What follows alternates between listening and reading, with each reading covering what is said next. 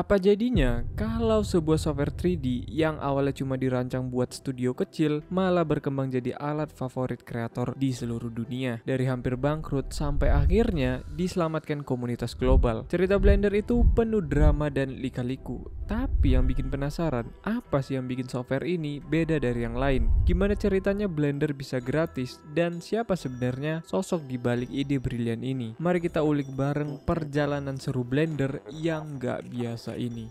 Blender itu software 3D open source yang bisa dibilang lengkap banget buat bikin karya digital. Mulai dari modeling, sculpting, menggambar, animasi, rendering, compositing, sampai simulasi fisika, semuanya bisa dilakukan di Blender. Bahkan, kalau kalian pengen coba bikin game sederhana nih, Blender juga punya fitur scripting buat itu. Yang lebih keren lagi, Blender bisa jalan di semua platform kayak Windows, Mac OS, bahkan Linux. Jadi siapa aja bisa pakai tanpa ribet. Aku sendiri udah jadi user Blender selama 4 tahun. Lumayan banyak karya yang udah aku bikin pakai software ini. Dan selama perjalanan itu, ada banyak hal menarik yang aku temuin soal Blender. Kalau ngomongin Blender, ada satu nama yang nggak boleh dilewatkan, Ton Roosendaal. Pendiri sekaligus otak di balik software ini. Ton lahir di Belanda, tepatnya 20 Maret 1960, dan punya latar belakang desain grafis serta animasi. Kombinasi unik antara jiwa seni dan kemampuan teknis itulah yang bikin dia bisa melahirkan Blender, software yang jadi solusi all-in-one buat karya digital, terutama 3D. Dari awal Ton udah punya visi besar, dia pengen teknologi nggak jadi penghalang buat kreativitas. Soalnya di era 80-an dan 90-an, software animasi 3D itu harganya nggak masuk akal, mahal banget, dan cuma studio besar yang bisa punya akses. Tapi Ton mikir, kenapa harus gitu? Dia pengen siapa aja, mulai dari kreator independen sampai studio kecil, punya kesempatan bikin karya keren tanpa pusing soal biaya lisensi yang bikin kantong bolong. Motivasi utama Ton ngembangin Blender sebenarnya simple tapi keren banget. Dia pengen semua orang punya akses ke alat kreatif yang nggak bikin kantong bolong. Dari seniman independen sampai studio kecil, semua bisa pakai Blender tanpa harus ketergantungan sama software komersial yang mahal. Tapi nggak cuma itu, Ton juga punya visi buat bikin ekosistem kolaboratif. Dia pengen komunitas dari berbagai penjuru dunia ikut terlibat dan berkontribusi dalam ngembangin software ini bareng-bareng. Namun, perjalanan Blender nggak semudah yang dibayangkan. Di akhir 80-an, Ton Roosendaal mendirikan Neo Geo, sebuah studio animasi yang berkembang pesat di Belanda, bersama rekannya Frank Van Beek. Tapi di tengah kesuksesannya, Ton mulai menghadapi masalah besar. Perangkat lunak animasi yang mereka pakai waktu itu, yaitu Traces, ternyata nggak cukup fleksibel untuk mendukung alur kerja studio mereka.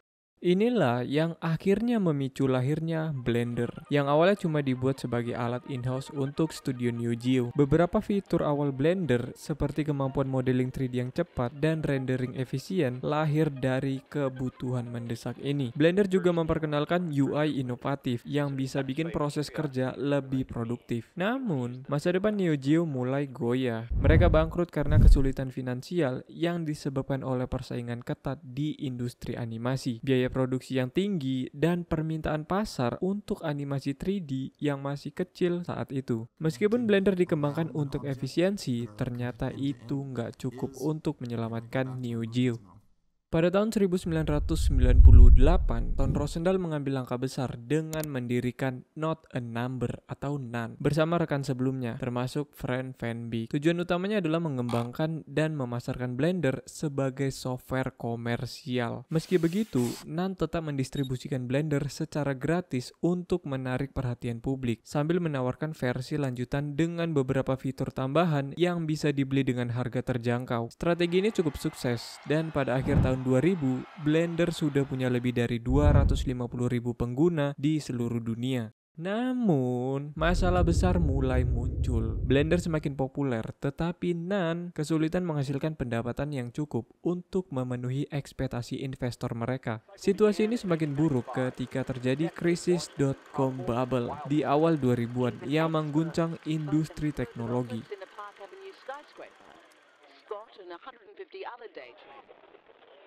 Akhirnya, pada tahun 2002, Nan terpaksa menutup operasinya dan menghentikan pengembangan Blender. Tapi, justru di titik terendah ini, cerita Blender mulai berubah. Ton Rosendahl yang nggak mau menyerah begitu aja, memutuskan untuk mengambil langkah berani. Ia meluncurkan kampanye crowdfunding untuk menyelamatkan Blender. Meski Blender sudah bisa digunakan secara gratis, kodenya belum sepenuhnya dibuka untuk publik. Ton ingin mewujudkan visinya agar Blender menjadi open source sepenuhnya dengan menggunakan lisensi New General Public License atau GPL. Tapi apa sebenarnya GPL itu? New General Public License atau GPL adalah aturan license untuk software open source. Intinya, software yang dilisensikan di bawah GPL bebas digunakan, diubah, atau dibagikan oleh siapa aja. Tapi ada syaratnya. Kalau kalian memodifikasi atau mendistribusikan ulang software itu, hasilnya juga harus tetap open source dan gratis. Jadi, lisensi ini memastikan software seperti Blender selalu bisa diakses dan dikembangkan oleh siapa aja tanpa batasan.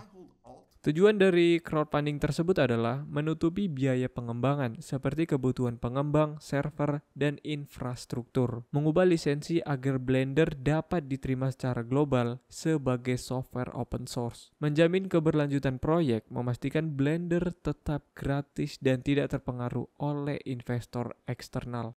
Ternyata, komunitas pengguna Blender sangat mendukung. Dalam waktu singkat, mereka berhasil mengumpulkan 100.000 euro untuk membeli hak cipta Blender. Dengan dana ini, Blender akhirnya dirilis sebagai perangkat lunak open source pada tahun 2002. Langkah ini menjadi awal dari transformasi besar Blender. Dari software kecil dengan kapasitas kurang dari 2 MB, Blender berkembang pesat menjadi salah satu perangkat lunak 3D paling populer di dunia.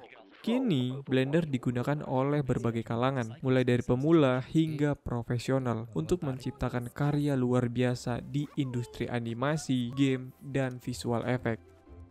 Blender punya dua render utama yang jadi andalan banyak kreator, Cycles dan Eevee. Kalau kalian butuh rendering foto realistik dengan kualitas gambar tinggi, Cycles adalah pilihan utama. Tapi kalau yang kalian cari adalah rendering real time yang lebih cepat, Eevee jadi pilihan yang tepat. Eevee ideal banget buat visualisasi interaktif dan desain yang dinamis. Bahkan di Blender 4.2 ada Eevee Next yang meningkatkan kualitas visual jauh lebih bagus dibandingkan versi sebelumnya.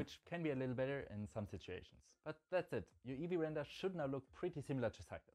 Tapi yang benar-benar bikin Blender meledak di industri adalah rilis Blender 2.8 pada tahun 2019. Update ini jadi salah satu perubahan terbesar dalam sejarah Blender. Eevee yang sebelumnya hanya sekedar fitur tambahan, kini jadi render engine real time yang lebih efisien dan cepat, menjadikan Blender kompetitif banget dengan software profesional lainnya. Bukan cuma itu, Blender 2.8 juga memperkenalkan Grace Pencil untuk animasi 2 dimensi. Yang paling terasa adalah perombakan besar pada antarmuka pengguna, UI. UI yang sebelumnya nggak enak dilihat, sekarang jadi lebih modern dan lebih mudah diakses, baik untuk pemula maupun profesional. Pembaruan ini nggak hanya bikin Blender jadi lebih keren, tapi juga menarik perhatian banyak studio besar, dan bikin Blender semakin kuat di dunia animasi dan film. Aku masih ingat banget, dulu pertama kali coba-coba Blender, sebelum versi 2.8, UI-nya jelek banget, terkesan jadul. Tapi aku mulai serius pakai Blender ketika versi 2.9 ke atas. Perubahannya terasa banget, terutama di yaitu UI-nya. Melalui proyek Open Movie, Blender nggak cuma mendorong inovasi, tapi juga menguji batas kemampuan yang dimilikinya. Film-film pendek seperti Elephant Dream dan Big Buck Bunny jadi bukti kalau Blender bisa menghasilkan animasi dengan kualitas tinggi. Proyek ini nggak cuma nunjuki potensi Blender, tapi juga membantu membangun komunitas global yang terus berbagi ide dan saling mendukung. Bahkan film terbaru, Sprite Fright, jadi bukti kalau Blender terus berkembang, menciptakan animasi yang makin modern dan kompleks. Pokoknya proyek Open Movie ini nunjukin gimana kemajuan Blender dan dukungan komunitas yang solid bisa menghasilkan karya luar biasa. Blender nggak berjalan sendirian. Di baliknya ada dukungan besar dari perusahaan-perusahaan raksasa seperti Epic Games, Nvidia, Adobe, dan Meta yang terus mendorong perkembangan Blender dan membawa fitur-fitur baru yang makin canggih. Yang menarik, Blender tetap komit untuk jadi perangkat lunak open source dan gratis buat siapa aja yang mau berkreasi tanpa batasan. Blender udah terbukti jadi salah satu perangkat lunak 3D terbaik di dunia. Berkat inovasi yang nggak pernah berhenti, dukungan dari perusahaan-perusahaan besar, dan komunitas global yang solid dengan fitur-fitur canggih dan filosofi open source-nya, Blender jelas punya masa depan yang cerah buat kreator dari pemula hingga profesional. Jadi pertanyaannya, kenapa software ini belum jadi standar di industri besar?